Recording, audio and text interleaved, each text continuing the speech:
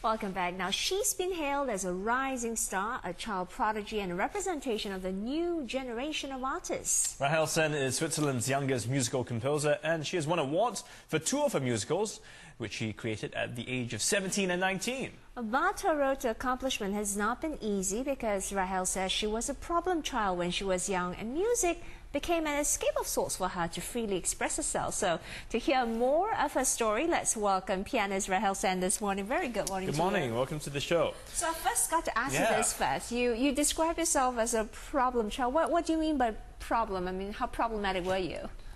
I was really problematic during school time. I was very introvert. And now when I look back, I know it's because I had two cultures. I had my mom, who was Singaporean, and my dad, who was Swiss. And for me, I think I couldn't really learn the social interaction, how it was. I misunderstood. I was a very sensitive child.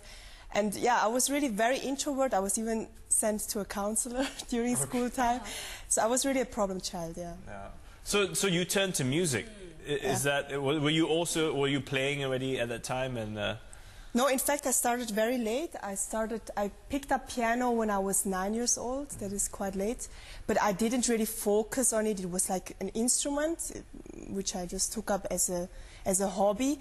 And then actually when I was 17, I really started to feel a very strong connection to the piano and to music. And the trigger or that strong connection with music was because of the misunderstanding you had, and you felt that you needed to connect with yourself and find your self-identity? I don't know. I grew up with 7 languages. And for me, it was always... Yeah, I mean, you have Singapore, 4 national languages, and Switzerland, 4 national languages. I always had a confusion with languages. So for me, it was always, I could speak all the languages, but none of the spoken languages was for me the right one to express what I felt. So I had lots of storms within me, even though I was very introvert, or because I was very introvert. And for me, I never found the right language to express, and the music was really like magic. So it was an avenue to express yourself, and you also describe music as a playground that you enjoy, which classical musicians tend to forget. What do you mean by that? Okay, my new CD is, or my new program is Retour à l'art brut. That is actually, art brut is the arts of children and old, and mentally ill or retarded people. And for me, art brut is something very important in my life, because for me the art came to me as a child. I never learned it, but I just learned how to express. So there is something very spontaneous in music. And for me, music, okay, I went through the conservatory. I had a Russian teacher. I really went through structures at the conservatory, but now I can step back. For me, it's always important that you keep a very naive approach to music. Like a child. Like a child, An experiment, I suppose. Yes, yeah. And I guess you're hoping this music will help, younger people maybe connect with others as a platform? Music connects a lot, sure, I'm very sure. And for me, I have a strong connection to problem children, probably because I was a problem child myself. I think it's just, we have a lot of norms in this world, and for me it's like I never fitted in these norms, neither in school nor after school nor now. And for me it is important as a human being that you don't get the stigma of being mentally ill, or I don't know, go to a counselor just because you're different. And for me, this is very important, yeah. So how are you enjoying your teaching stint, or as a music consultant over the schools here? Because you say you like to work with children and, share your experience with them. It definitely benefits them. What have you seen? I'm working at the Raffles Institution at the moment.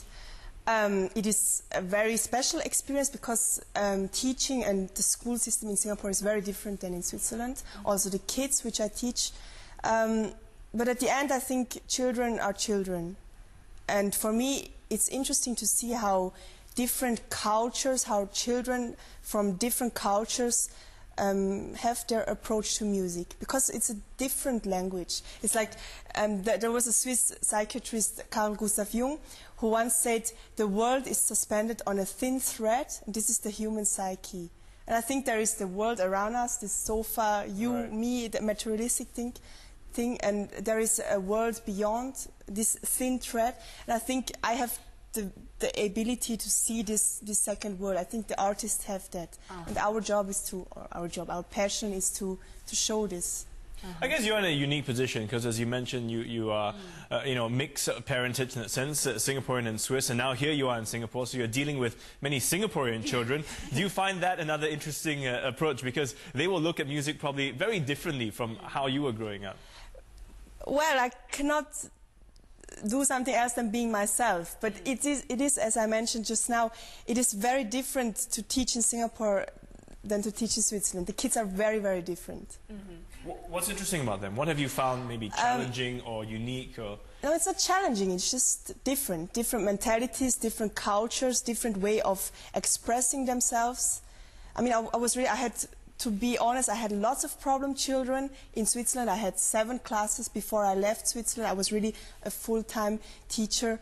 And the children were very rough, and my job was more to tame them. Right. And in Singapore, it's like the students are very well behaved, they're very intelligent, and it's more like, come show what you can. They're like more spontaneous. Yeah, I don't know. They dare not sometimes, and that is. Okay. I try to get that out. I think. So different set of situated circumstances, so different problems that you face in trying to get them out of the shell, right? Yes. But, you know, you come from mixed parentage, like we mentioned, and you speak 7 languages. Let me first ask you, what are those languages?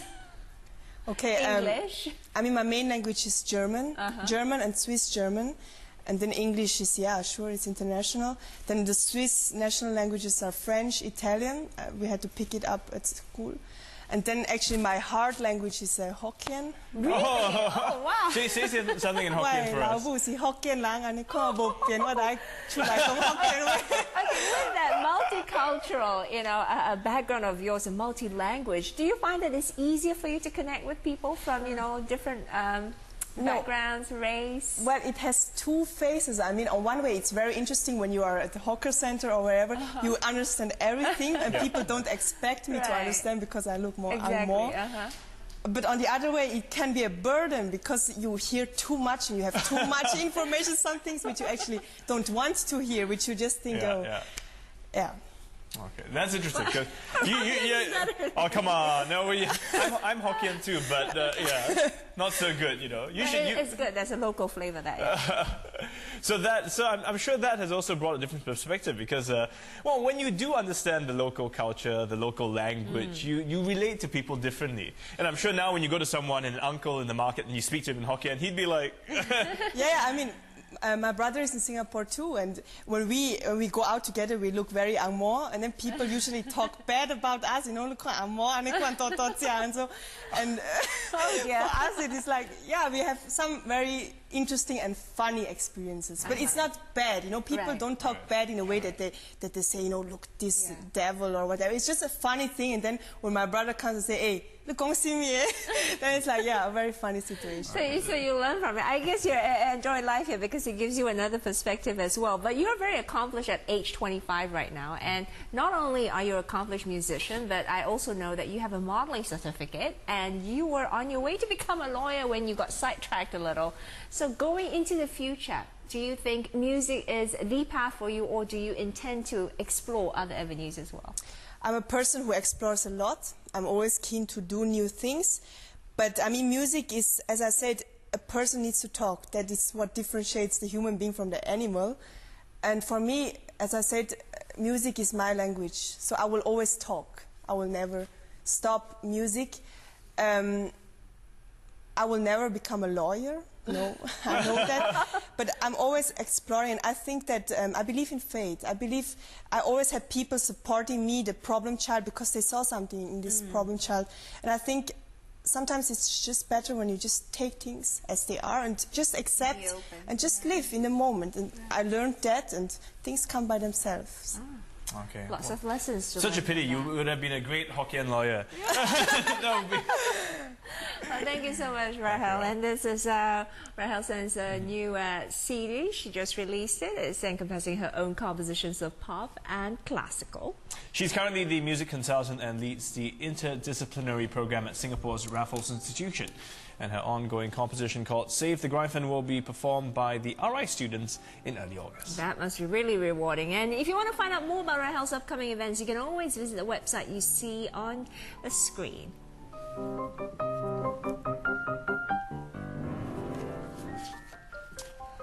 You know what? I'm inspired to go relearn some of my hockey. No, learn most of my Hokkien actually, not the piano. The Hokkien is more fun, I think, for me at least. I will go search for my music notes again. Anyway, on that note, we're done for this Monday. Hope you enjoyed the program. Tomorrow we'll see you again. That's right. Lots of great stuff happening.